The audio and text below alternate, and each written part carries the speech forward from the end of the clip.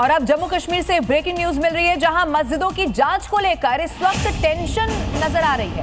मस्जिदों का डेटा जुटाने पर जम्मू कश्मीर का सबसे इस्लामिक धार्मिक संगठन मुत्ताहिदा मजलिसे उलेमा बौखला गया है। पुलिस एक्शन को मजहब से जोड़ा जा रहा है, प्राइवेसी और धार्मिक आजादी की दलीलें दी जा रही हैं। मस्जिदों की पुलिस प्रोफाइलिंग को मौलिक अधिकारों का उल्लंघन बताया जा रहा है। उमर अब्दुल्ला सरकार से दखल देने की मांग की गई है। एमएमयू ने इस पर कहा है कि पुलिस के एक्शन से इमाम और मुस्लिम समाज इस वक्त बहुत ज्यादा चिंतित है।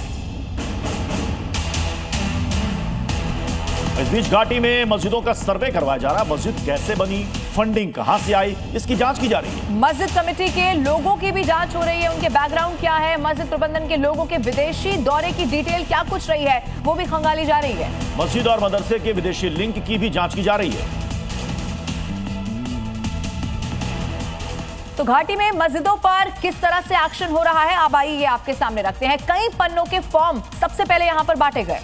मस्जिद से जुड़ी हर डिटेल यहां पर मांगी गई है। मस्जिदों की जांच में क्या क्या मांगा जा रहा है वो भी आपको बताते हैं। यानी कि क्या क्या ब्यौरा देना होगा, जो पहचान है उसकी जानकारी देनी होगी, फोन का IMEI नंबर भी देना होगा, परिवार का पूरा डेटा देना पड़ेगा, परिवार में कितने लोग हैं, वित्तीय जानकारी आपको देनी पड़ेगी लेन देन की।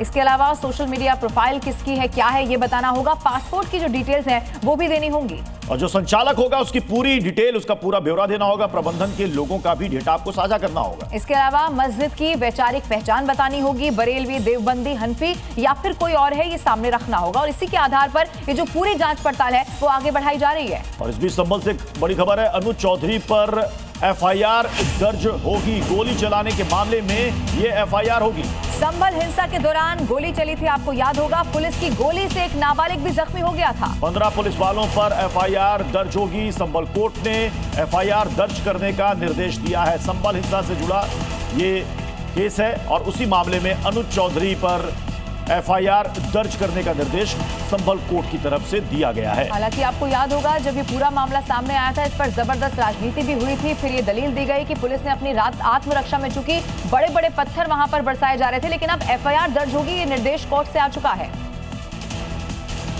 आरोप यह है कि संभल हिंसा में पुलिस की गोली से एक नाबालिग घायल हो गया था। इसी मामले को लेकर कई पक्ष अदालत चले गए थे और अब जो खबर आई है उसके मुताबिक अदालत ने निर्देश दिया है कि अनुज चौधरी के खिलाफ FIR दर्ज हो।